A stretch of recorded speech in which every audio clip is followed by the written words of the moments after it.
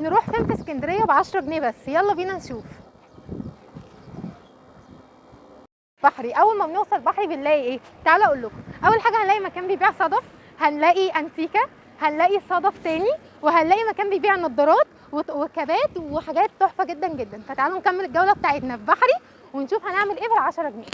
بص بقى الصدف وجمال الصدف عامل ازاي، والاسعار هنا كمان. اول ما بتدخلوا بحري بتلاقوا ايه؟ بتلاقوا كابات تحفه جدا جدا جدا، واسعار حلوه قوي ومتناول الجميع. وكمان في نظارات وفي حاجات حلوه جدا للناس اللي ما بتحبش الشمس وللناس اللي هي بتحب اصلا تجيب الحاجات دي. تعالوا بقى بينا نكمل الجوله بتاعتنا في بحري ونشوف هنشوف ايه تاني. بصوا كمان هتلاقوا ايه؟ هتلاقي اكسسوري تحفه جدا جدا جدا، وصدف برضو اشكال وحاجات جميله. شايفين حاجات تحفه جدا. ودي بقى الانتيكه، الناس اللي بتحب تحتفظ بالحاجات الاثريه وكده. واحنا دلوقتي بنكمل الجوله بتاعتنا في بحري. كان في بحري بقى في فوتوغرافر بيصور الناس اللي عايزه تعمل صور تذكاريه، الناس اللي هي بتحب الصور عامه. لو جيتوا بحري لوحدكم ومش لاقيين حد يصوركم، كل الحاجات دي بتبقى متاحه في بحري. متاح كمان شايفين اللبس الصعيدي التحفه الجامد دوت. هنا بقى البحر وجمال البحر، وكمان بيبقى فيه بتاع ايس كريم تحفه، بيبيع ايس كريم جميل جدا جدا. قالوا بقى نكمل الجوله بتاعتنا في الصخور وفي البحر والحاجات الجميله ديت. بصوا يا جماعه، شايفين الممر اللي احنا هندخل عليه دلوقتي ده؟ الممر ده صوروا فيه مسلسل العتاوله. هنا احمد السقا كان ماشي مع زينه هنا في الممر التحفه ده. استنوا احاول اقرب لكم منه.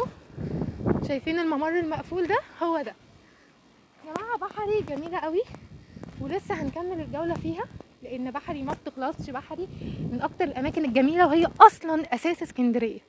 بصوا يا جماعه، تقدروا كمان ان انتوا تاجروا يخت او تاجروا مركب. ال4 افراد بيكون ب40 جنيه، وبتلفوا كمان بحري كلها او 3/4 اسكندريه. الاسعار حلوه جدا وحاجه في منتهى الجمال وفي منتهى الروعه. وده بقى المعهد القومي لعلوم البحار والمصايد، هعمل لكم فيه جوله لوحده يعني. استنوا كده فيديو جديد. وهنا بقى القلعه المكان اللي احنا كلنا بنحبه ونقول يا ترى هي القلعه دي جواها ايه.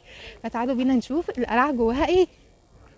الكورنيش والحد القلعة، نتعشى ونتمشى وولعة، من سحرها بنحس بمتعة ولا خطرت في بال، طول الليل صاحية ما بتنام.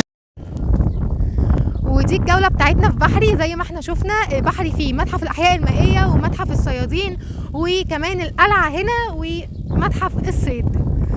طيب ال10 جنيه بقى هنصرفها في ايه؟ ال10 جنيه تقدروا ان انتوا تقعدوا في القلعة وتجيبوا بيها الايس كريم، تجيبوا بيها اي كنز، تجيبوا بيها شيبسي، وتقعدوا على البحر، وتبقى احلى خروجة ومن غير ما تصرفوا حاجة فيها غير 10 جنيه بس.